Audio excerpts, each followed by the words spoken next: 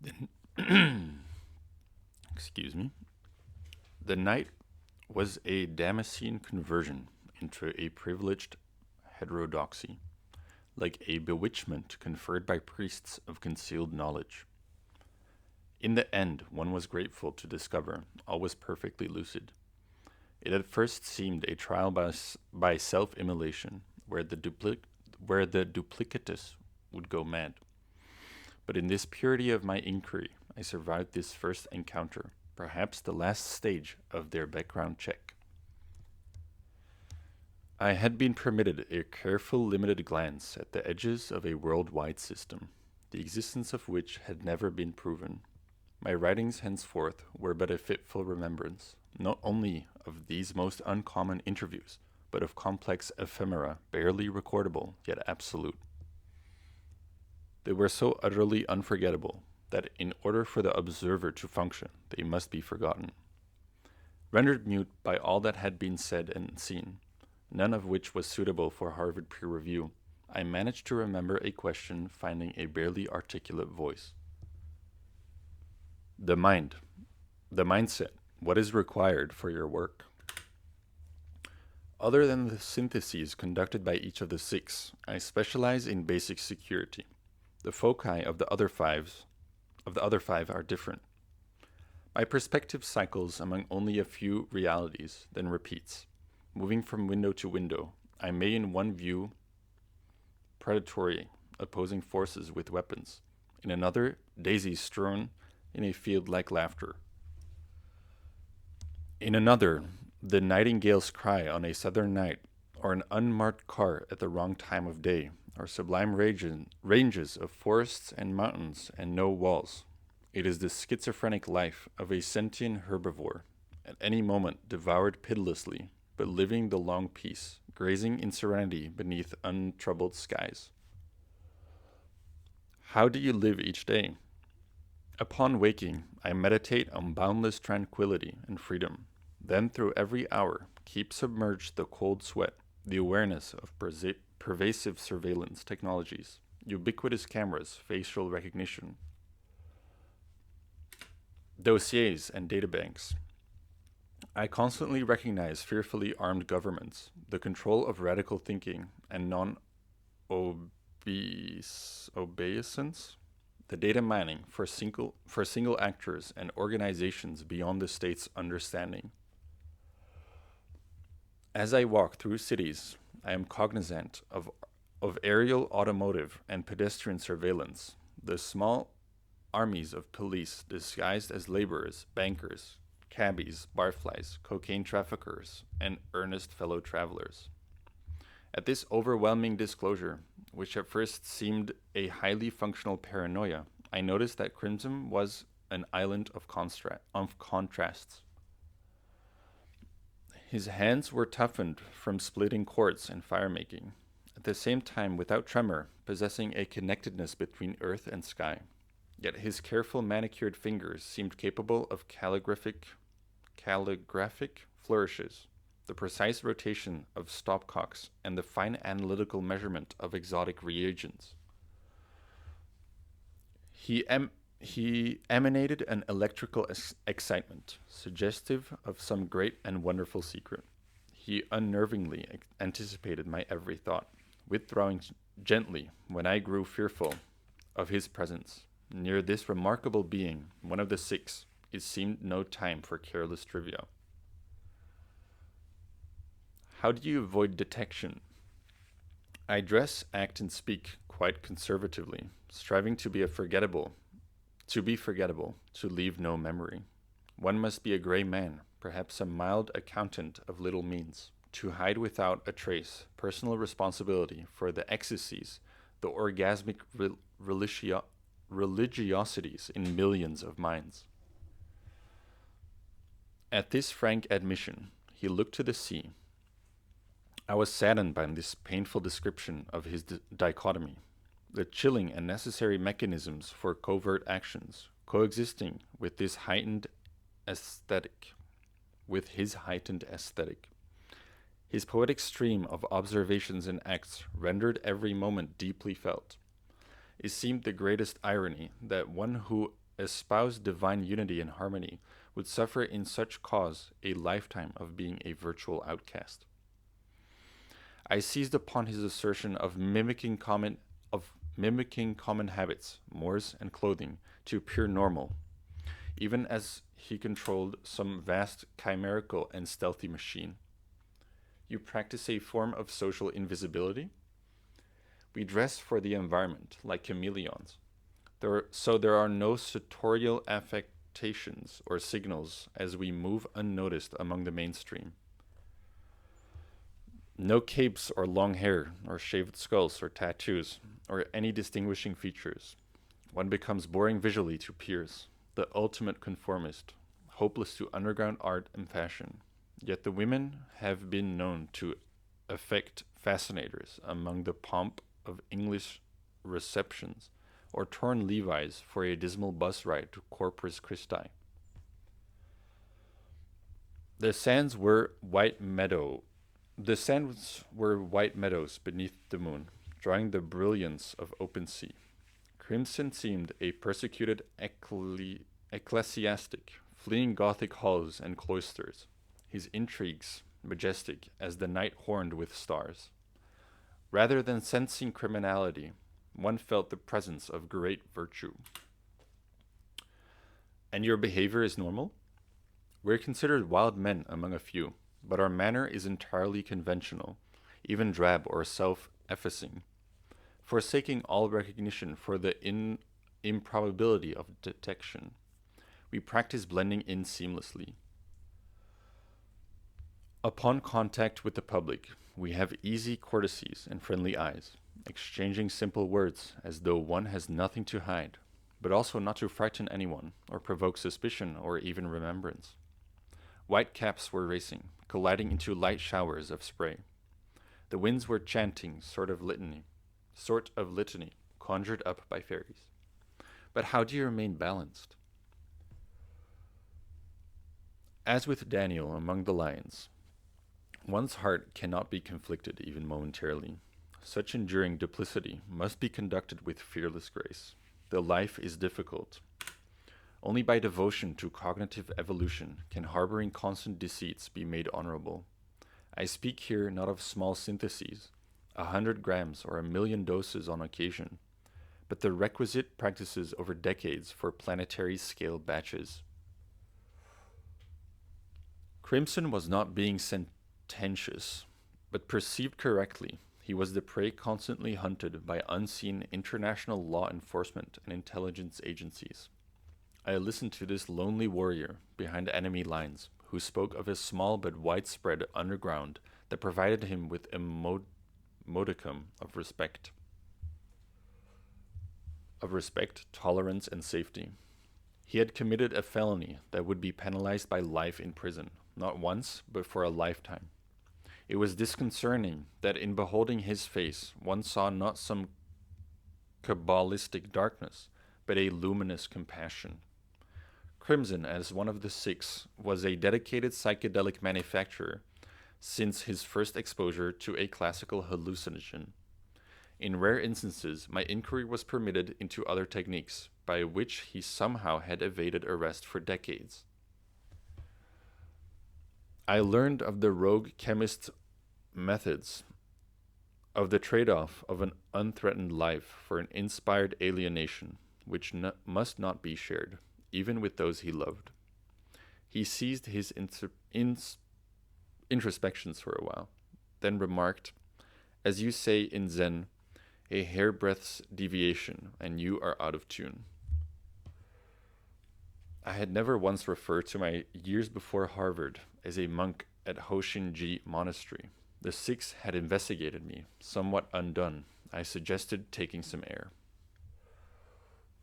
We walked in an unhurried way, arms crossed, even as the chill of the rolling gray ocean began to reach through us. We passed masses of kelp and Suconia driftwood, watching the sandpipers at the edge of the riplets and gulls sailing over the crests, while the sighting of kestrels, eagles, and egrets redeemed our intrusion into the sacred shore. Stopping At last, we saw in the mists flowing over our distant embers the sleeping eye of some great beast. Returning, we hastened our fire with eucalyptus, warming ourselves. We faced the sea and talked of magical things, then of desperate moments.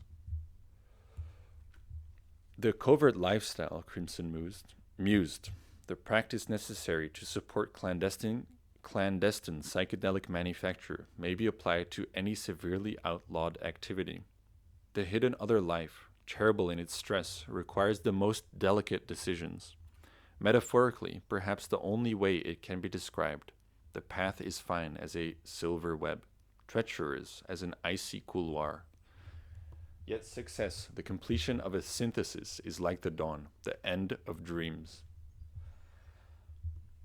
Trails of smoke from our fire dwindled away among the stars. Ribbons of darkness turned throughout the enigmatic diamond sky. Light sea winds invigorated the blue-black littoral of the coast. Eager to learn more, and not wanting to divert him from his poetic illusions, I offered him jasmine tea from a flask. My questioning became very gentle, like a novitiate who knew nothing. And what decisions might those be? It is as if we were early Christians, he ventured, clinging together among hostile Romans or pagan Visigoths before legions worshipping Saturn. One decides early on whether one's elixir is sacramental or poisonous, whether the outcome is benevolent or criminal, a hallowed duty or a tragic caprice. The moral issues are resolved through repeated personal sufferings and illuminations, agonies and ecstasies, no less than any acolyte. We were among the first exposed to the substance, and you concluded that distribution of psychedelics was in the aggregate benign? Among a narrow subset of the population who wish it. Not for everyone. LSD is only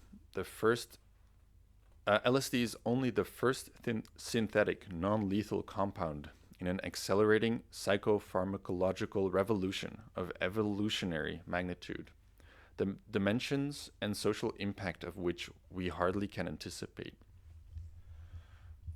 Evolutionary magnitude? Consider the primordial fire makers of Homo erectus, the cave artists at Lascaux or Grotte Chauvet, Pont d'Arc. Think of the coming of the prophets, the transition from papyrus to electrons for communication. For those who first knew of the light, special knowledge and practices were closely held, for the future unraveled in manifold directions. Both that of plague and salvation. Societies divided on the issues. Moral introspection was paramount. What does one do with the sacred? With utterly transforming technology? Withhold it or release it? None were decisions for governments, but for the makers.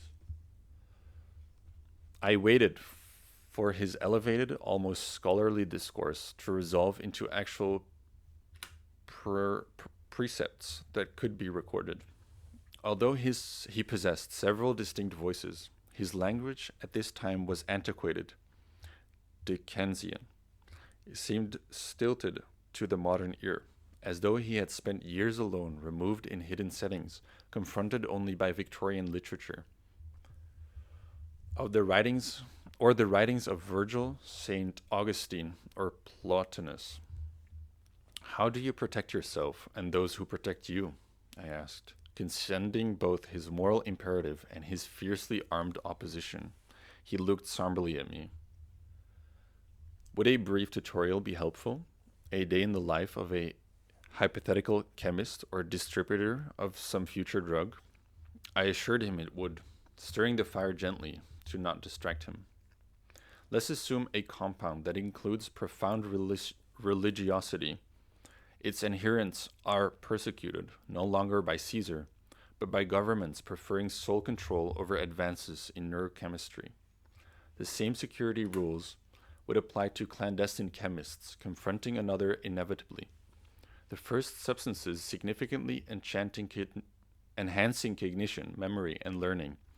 Imagine the social outcomes, not only of these, but for ergotogenics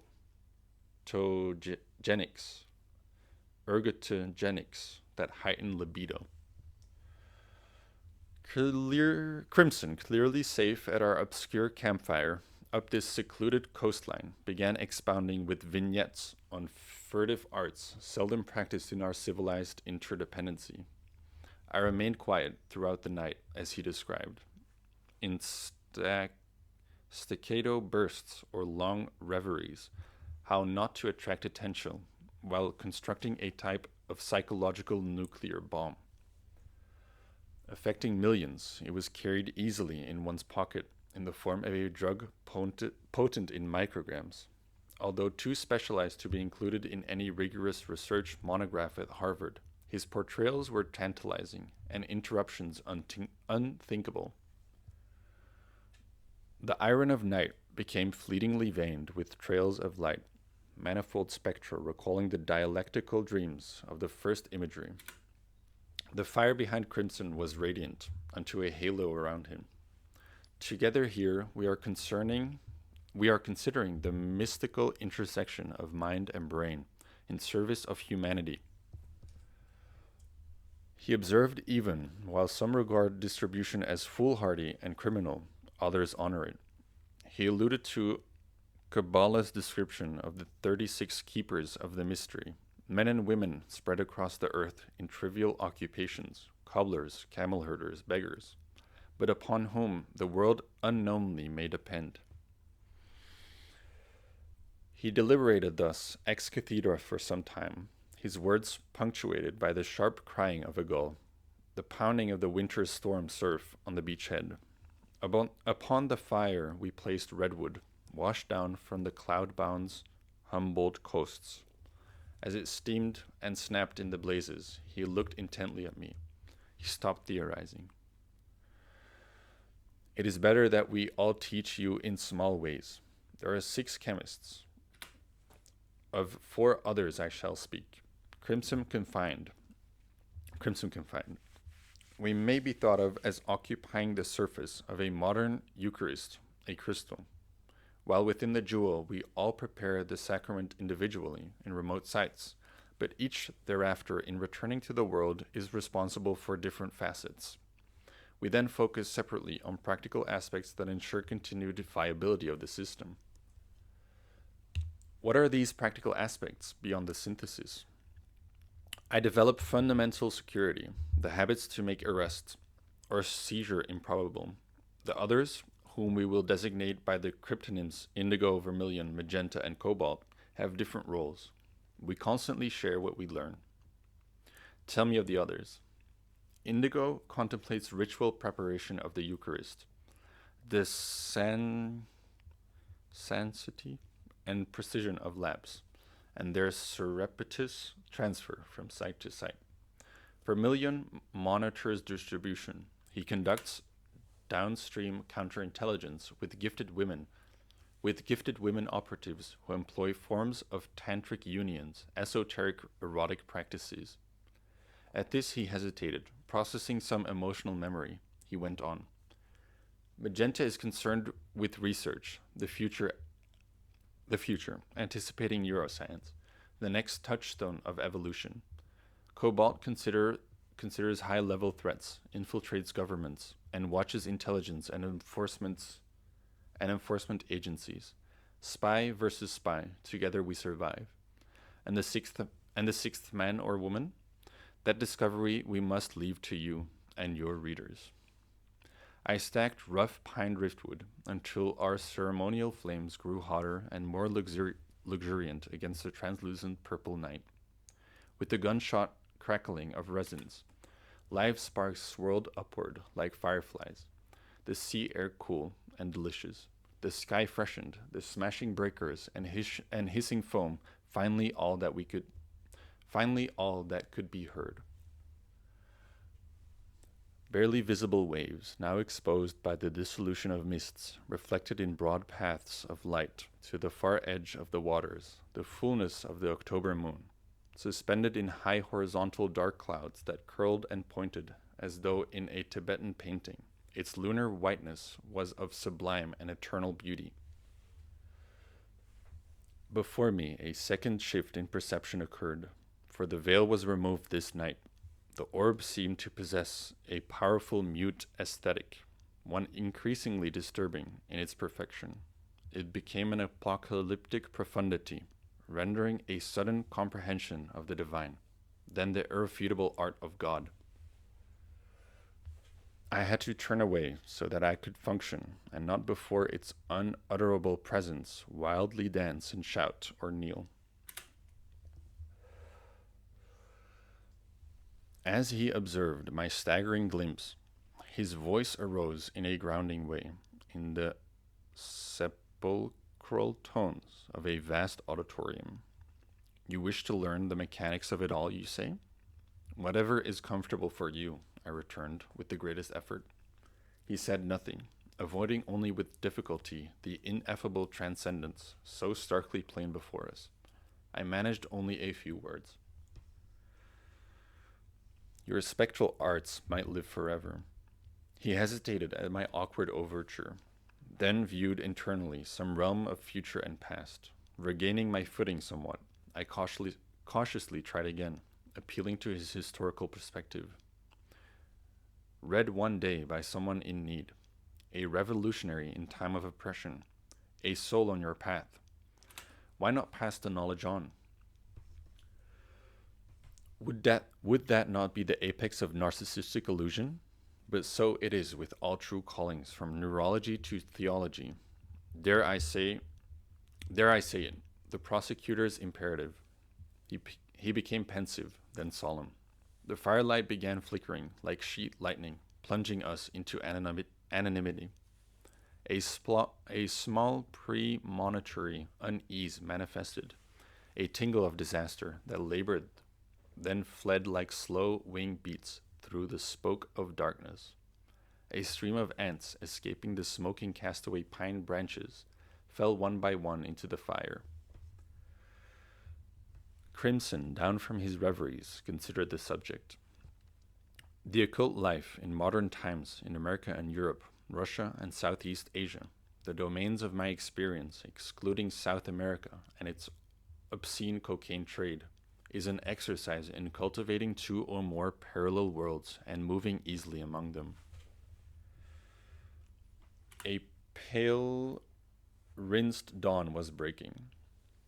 We were sticky with dampness and salt. My wavering skeptical mind had foundered against his most exalted dedication.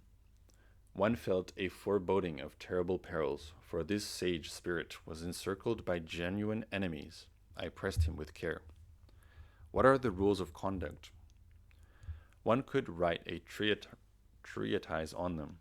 They must be observed as religiously as the 300 vows of Vipassana monks in the Thai forest.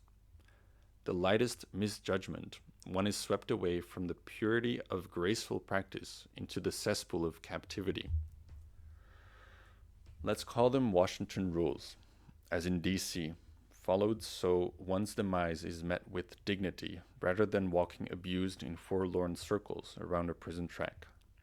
The undertow drew its hissing breath at the terrible cruelty of his fate. Above a froth-chained sea, the gulls screamed and herons rasped. The useless horror of penal servitude forever shadowed the Sikhs.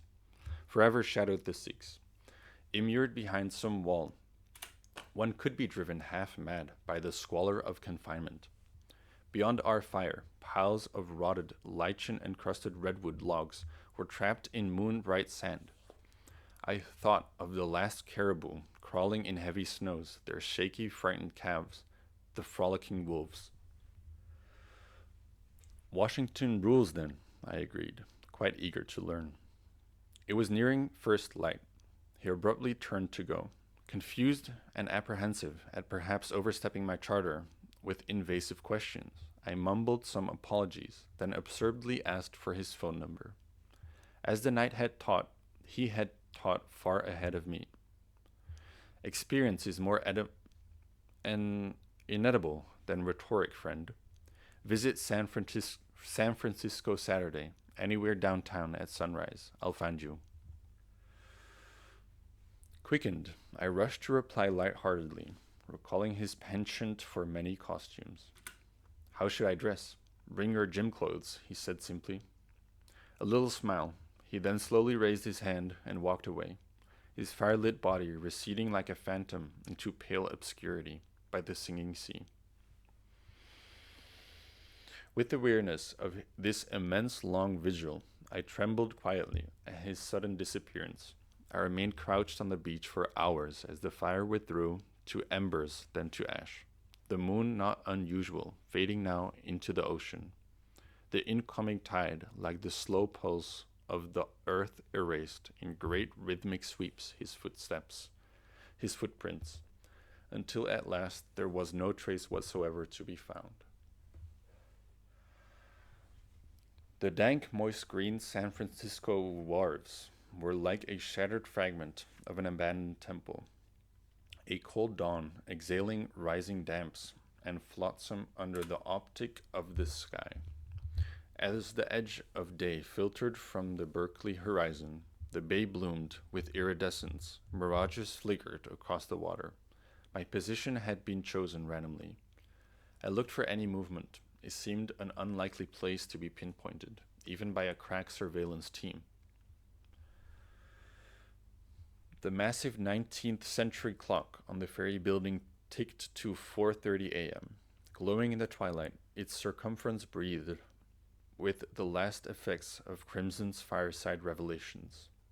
Even the devout stillness of the morning, the leaves of tall imported palms still fluttered almost imperceptibly in the breeze of mind. It seemed I stood at the crossroads of past and future, seeing in all directions, for nearly the monks and nuns at Hoshinji Monastery moved with hands folded in a prayer to the zendo for morning meditation, as a great temple bell sounded sonorously, while in Cambridge students hurried to the memorial church bells, tracking a new frost in Harvard Yard, and giddily discussing Heidegger. In Moscow, a mathematician's daughter kissed her father farewell as he grappled with the Poincaré conjecture, and in Mazar-e-Sharif, heroin cooks in dirty loincloths squatted before kerosene-soaked pits filled with morphine paste and conjured devils that fled to the west. It was a cloudless morning, the bay with small skirmishing wavelets, the seafront windless. I leaned against heavy pylons in the cold salt air, infused with these memories and premonitions of worlds to come, all finally resolved to a single scholar at no place in particular, awaiting those with no name, and who would dare release to entire populations their antidote for addiction, even at the cost of their own lives. As I nursed hot tea from a thermos, Crimson, in his unnerving manner, came from nowhere. Bid good morning in soft Russian and German, and smoothly collected me. We walked together as the city ceased its fitful dreaming until we breakfasted in a run-down coffee shop that catered to drunks and the homeless. Old men wearing dirty knitted gloves with no fingers rattled on nonsensically, while a slatternly tired waitress poured coffee beneath a handwritten sign, "No refills." She kindly allowed the destitute their sinecure of a warm corner. Greasy menus were duct taped to wooden tables. Resigned eyes looked vacantly through smeared windows at forbidden skyscrapers. Crimson sat across from me, wearing sweat-stained coveralls from the Salvation Army free box, and had a 2-day-old stubble. Eager to hear of covert methodology, even over chipped bowls of instant gruel, I asked about Washington rules. Crimson deftly held the conversation to the prospects of his finding food stamps, menial labor, or public assistance. He left a $20 tip under the plate for a $2 meal, because of the waitress's soft eyes for the lost. We speak in public only that appropriate to the listeners, even complete fictions, he said. Loitering near a bus stop, he was indistinguishable from an indigent person. Indigent person. After some minutes, I realized he had no car and awaited no one. We boarded the Folsom bus, standing at rush hour, riding wordlessly into humanity's ocean of personal agendas, tourists, both determined and directionless. Workers asleep or awakened, those worried or frivolous, the pursuers and the pursued. A tall, slender girl in ripped deniskins and denim jacket, carrying a book bag with the pale logo of the University at Maastricht, stood gripping to the top of a seat. She appeared a severely dressed-down model with no makeup, an ivory face, spectacles with fine gold rims, and her bright blonde hair in Eastern European braids. Above her endless black leggings flashed a slice of black watch tartan microskirt. She edged slowly through the compressed crowd like a gymnast, leaving in her wake a little frisson of heat and disquiet. Eyes down and excusing herself in an almost unheard Dutch, but with an evident Glaswegian overtone, she stepped out with head held high and a practiced pirouette of her narrow hips over the gutter, as if in another age she were delicately disembarking a pantheon, assisted by a liveried footman. Looking neither to the left nor right, she disappeared as an anomaly in America, past sullen Negro boys and confused street hustlers rendered mute at her passage. Crimson, with a rural Alabama accent, engaged a toothless grizzled veteran about the highlands of Vietnam, his long red dirt vowels gravely recalling the killing of Quang Tri, the Ashau Valley, Ki San, and Dien Bien Phu. We finally descended into the dissolute drug and sex bazaars of the Tenderloin. The street lay ravaged in the abhorrent morning from the tawdry night of the cavern and the crazed, the small-time rip-off artists and purveyors of abused flesh.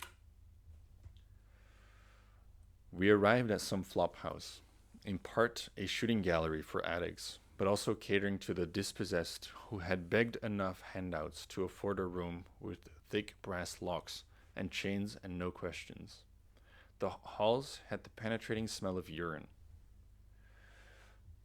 Crimson's small space had a sprung bed, torn lace curtains revealing desiccated shades, a banging iron radiator, thickly painted and peeling, and a small writing desk embossed by cigarette burns and crescents of stains from cheap wine.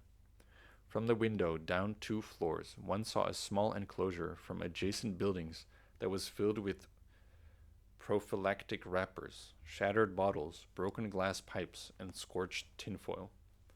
The hollow echoes of lust and addiction, death and poverty, all faded now, washed clean for a moment in the purifying daylight. The curtains moved lightly in the morning air. Welcome, he said, to an example of one type of temporary safe house, easily acquired and discarded. Another may be an architectural study on a